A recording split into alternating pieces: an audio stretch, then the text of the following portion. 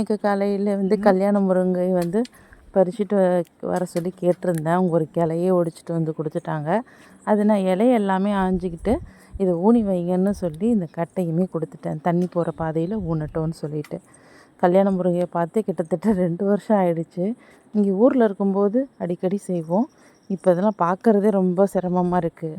காலையிலே பசங்களுக்கு வந்து கல்யாண முருங்கையில் வந்து பூரி தான் செய்து கொடுத்துருந்தேன். கோதுமை மாவும் சிறுதானிய சத்து மாவும் கலந்து தான் கொடுத்துருந்தேன். பூரிக்கிழங்கு அங்கேருந்து சாப்பிட்டுட்டு கிளம்பி வந்ததுமே ஒரு தார் வந்து நேந்திரன் பழம் வந்திருந்தது. அதில் வச்சு மால்ட் எல்லாமே செஞ்சுட்டு ஸ்நாக்ஸுக்காக வந்து நாட்டு சர்க்கரை போட்டு பூந்தி லட்டு தான் செஞ்சுருந்தோம்.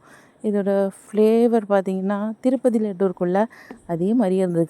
கமன்னு நல்லாவே இருந்துச்சு. ஆனால் கொஞ்சம் வெல்லம் யூஸ் பண்ணால் இன்னும் நல்லா இருக்கும் நாட்டு சர்க்கரையை விட. கருங்குருவை பச்சரிசியில் வந்து முறுக்கு தான் சுட்டிருந்தோம். அக்காங்களுக்கு அப்புறம் வீட்டுக்கு பசங்க நாங்கள் எல்லாமே சாப்பிட்ணுங்கிறதுக்காக ஷேர் பண்ணிக்கலாம் அப்படின்ட்டு கொஞ்சம் ஒரு ட்ரம் நிறையவே சுட்டுட்டோம். இந்த மாதிரி வந்து தீபாவளிக்கு தான் சுடணுங்கிற அவசியம் இல்லை. அந்த காலத்தில் இந்த மாதிரி தான் நமக்கு ஹெல்த்தியாக எல்லாமே செய்து கொடுத்துக்கிட்டு இருந்தாங்க. நம்ம வெளியில் சாப்பிடும்போது நெஞ்சு கரிக்கிறது, அந்த மாதிரி செரிமான கோளாறு, இன்னும் நிறைய பிரச்சனைகள் வரும் வெளியில் சாப்பிடும்போது. இந்த மாதிரி ஹெல்த்தியாக சாப்பிடுங்க. மறக்காமல் சப்ஸ்கிரைப் பண்ணிக்கோங்க.